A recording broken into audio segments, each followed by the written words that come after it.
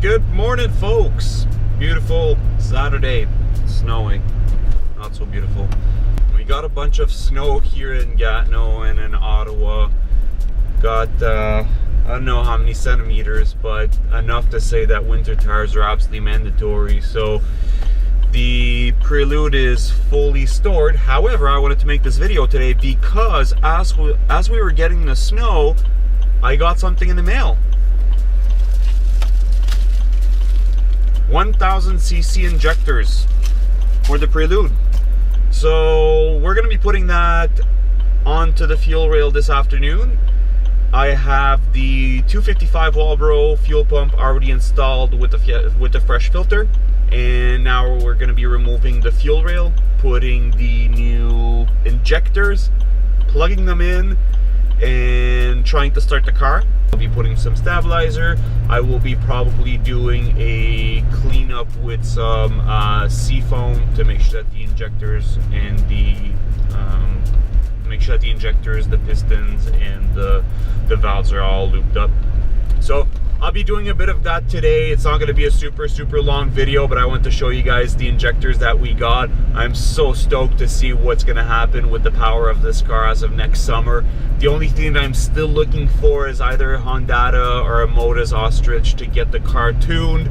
I really hope I can get this soon, but who knows, I'll continue to shop around. So heading to the store right now, pick up a few things for this afternoon, and I'll be right back, show you what we're up to.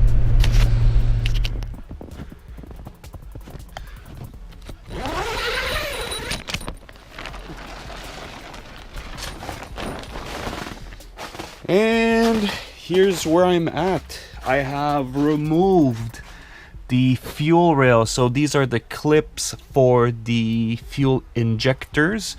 We had 1, 2, and 3 bolts that look like this that were holding the fuel rail. You have the fuel pressure regulator that was right here. So some of the vacuum hoses had to be removed. You have the fuel feed that was right there that had to be removed with the big bolt as well, and some washers. So this is where we're at. You can see the holes for the fuel injectors. So the reason why I went to the store is I went to make sure that I get some cleaner. So I got some brake cleaner, and I also got some what do you call it? It's almost like a carb cleaner, so that I can lube up some of those holes and make it all pretty, make it all shiny, so that there's no dirt, there's no dust, there's no nothing when I clip the new fuel injectors in. So it took me probably, I would say, 15 minutes to remove the fuel rail. It didn't take too much time. Once the fuel rail is removed, this is kind of what it looks like. This is my fuel rail. Quite dirty, so I will be bringing it inside.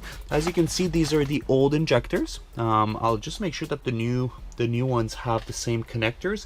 If not, I'm screwed. I'll have to order some new connectors, but I think this is it. I think this should match. And yeah, so I'll bring it inside. We'll start cleaning it up, and once it is fully cleaned, then we're going to be reconnecting it and hopefully start up the car to see what it sounds like. Here are the new fuel injectors we have received, 1000 cc's for each one of them.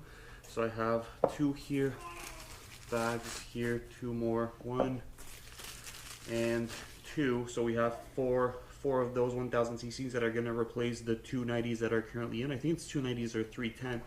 So we're at the very least tripling the amount of fuel that these guys will be able to inject. Now the restriction will definitely be the fuel pump, but we're not going to bring it that high in horsepower yet.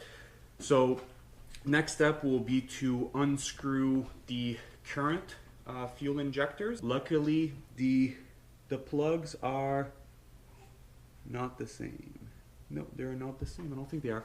So I will have to go check it outside to see if ever I need to get some new connectors for these guys. If so, I'll probably have to order them and rewire it. Now that I'm looking at it, it does look slightly different. So I'll go check it out inside, and I'll be right back.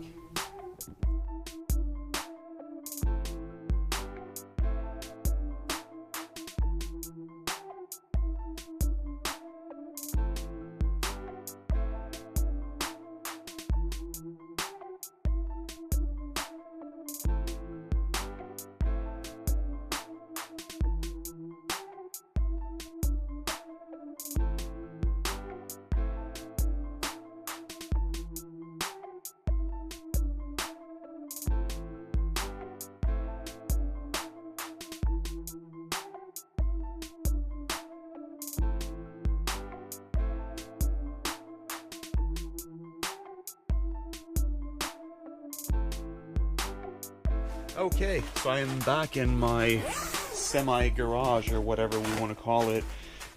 Here's what I have done. I have installed the new injectors onto the fuel rail. So this is it. They are clipped in. They are just pressure clipped in, as they usually are, and then the fuel rail will actually tie up on the bolts and tighten it down. I have a bit of confusion with some of the O-rings that were included versus the ones that were there. So I think that I fit it properly. The way that we will know if it fits is once I start it up. Let's just hope that there's not going to be any fuel splattering all around. But I think this is it. So the one thing though is that today we're not going to be able to start the car because I failed. It is an OBD2 wiring harness, and these injectors are OBD1 EV1, meaning that I do need to order a conversion harness, either a conversion harness or just the actual clip, and splice my cable. So what that technically means is that these are OBD2 connectors that are to go onto your fuel rail and onto your injectors, and they don't fit onto the new injectors because the injectors are actually EV1 connector types. So this, what I'm looking to do is either I will clip these and reattach some OBD1 EV1 connectors to it, or I might just get a conversion harness that you can just clip into this and clip into those. Whatever's better, whatever I can find. Maybe I might be able to find it used around town somewhere. If ever I do, I'll go pick that up. If not, it's probably going to be like at least a week to get a chip. But for today, what I will still do is I will try to place the fuel rail, and I will try to see what it's going to look like, to see if it tightens properly. What I will do is I have some seafoam and some brake cleaner, so I'll be cleaning also at the back right there to make it all pretty. So let's get into it.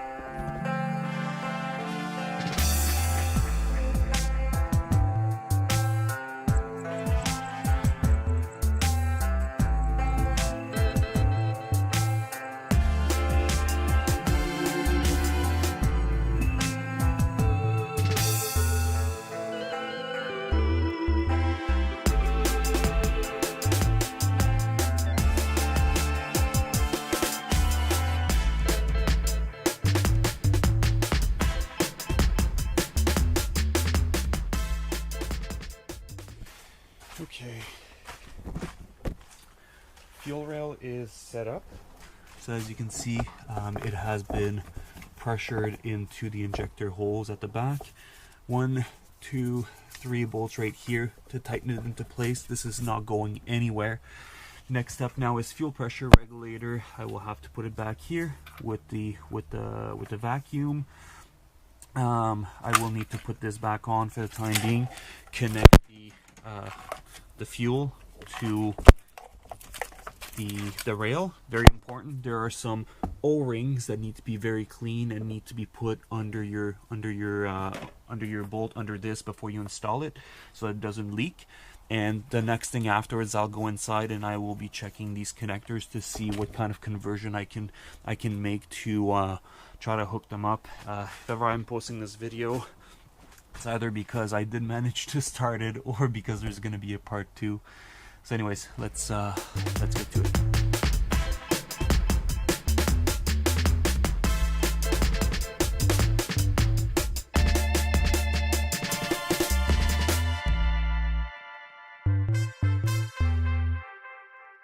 Okay, this is done.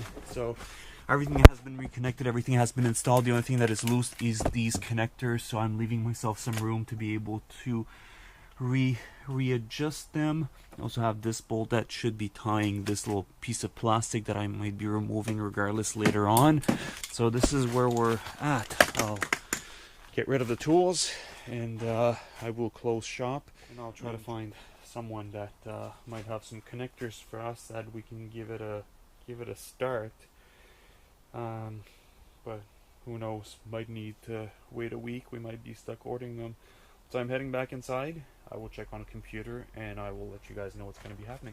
So I ended up doing some research online to see if anyone would have some conversion wires from OBD2 to OBD1, and I couldn't find anyone locally on Kijiji, anything like that. So I did a post on Facebook to see if there's a local Honda group that someone would have that laying around.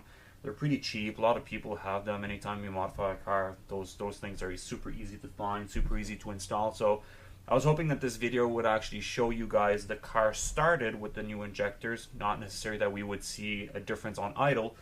But what I'll do is I'll continue to search around, and I'll probably create another video with the injectors fully connected, how I crimp them and how I reconnect them, get the car started, show you guys the car running at the same time. It's a quite easy process to replace the injectors. It took me like probably 15-20 minutes to remove the fuel rail, remove the injectors and all of that. There's not much that needs to be disconnected, as you guys could see earlier from when I was reconnecting things.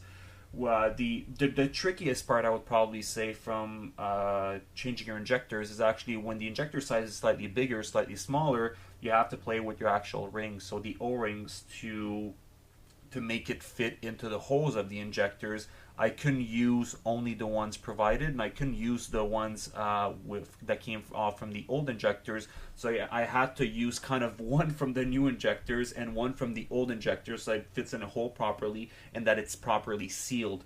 That being said, until it's fully started, I don't even know if it's going to leak. There might be a tiny little hole. It seems like it's pressure tight like a lot, so I'm not too concerned that it would leak or anything like that, but we'll only know once we started. So anyways, I hope you guys enjoyed part of this video on how to replace your injectors. Quite easy. If ever you guys have any questions regarding it, let me know, and I hope I'll be able to find someone locally to replace the harness. If not, I'll be ordering them on Monday and let you guys know when it's going to be arriving. But hope you enjoyed it. Thumbs up. Until next time.